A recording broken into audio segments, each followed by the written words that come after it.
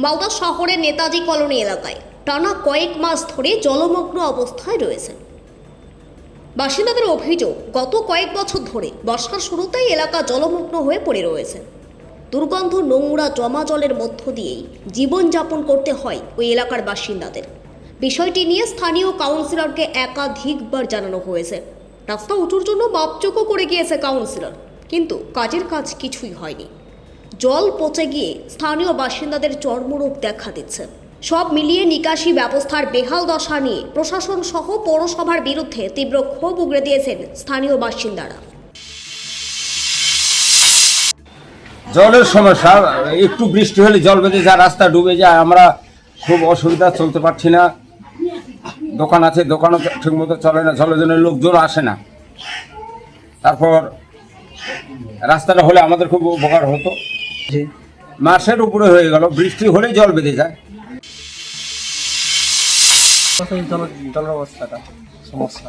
কতদিন ধরে জল আটকে আছে? জলটা মোটামুটি 1 মাসের উপরে, 1.5-2 মাস হয়ে গেল। বেরোচ্ছে না? না, জল কেন? এখন কি কারণে বাড়াচ্ছে না সেটা তো আমাদের সমস্যা অতটা যায় না।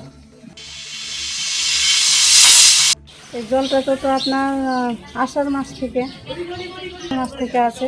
আমাদের খুব অসুবিধা হচ্ছে জলের জন্য। পাকড়ে লেগে যাচ্ছে পায়ে, ছেলে পেলে বাচ্চা কাচ্চা স্কুল যাওয়া অসুবিধা। জলটা বের করার ব্যবস্থা তো দেখে গেছে।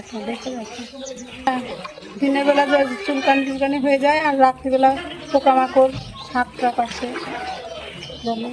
হ্যাঁ, অসুবিধা। আমরা সন্ধ্যার পরে আর বেরাই না। হ্যাঁ, আমাদের পেছন দিকের কিছু এলাকা, যেমন নেতাজি কলোনির কিছু অংশ আমাদের অবশ্যই জল জমে আছে। এটা দীর্ঘদিনের একটা সমস্যা, নতুন সমস্যা নয়। আমাদের তো এটা বিল এরিয়া, বিল সংলগ্ন কিছু এলাকা এই অতিবৃষ্টির ফলে জলমগ্ন হয়ে পড়ে। তো সেরকম সেই এলাকাগুলো শুধুমাত্র বর্ষার সময় নয়, মানে বর্ষাকালেই বেশ দীর্ঘদিন ধরে জলটা জমে থাকে। তো আমরা এই ডেঙ্গুর প্রাককালে চেষ্টা করছি সেই জল জায়গাগুলো, যেহেতু জল নিকাশির আমাদের কাজ চলছে, আপনারা জানেন খুব ভালো মতো, এবং আমাদের চেয়ারম্যান স্যার অতি তৎপরতার সাথে সেই জায়গার কাজ সম্পন্ন করার জন্য আমাদের ইরিগেশনের এনওসিও নিয়ে এসছে। তো আমাদের সেই কাজ চেষ্টা করছি আমরা খুব তাড়াতাড়ির সাথে সম্পন্ন করার, এবং সেই কাজ সম্পন্ন হলে আশা রাখছি আমাদের এই জলের সমস্যা থেকে আমরা মুক্ত হব।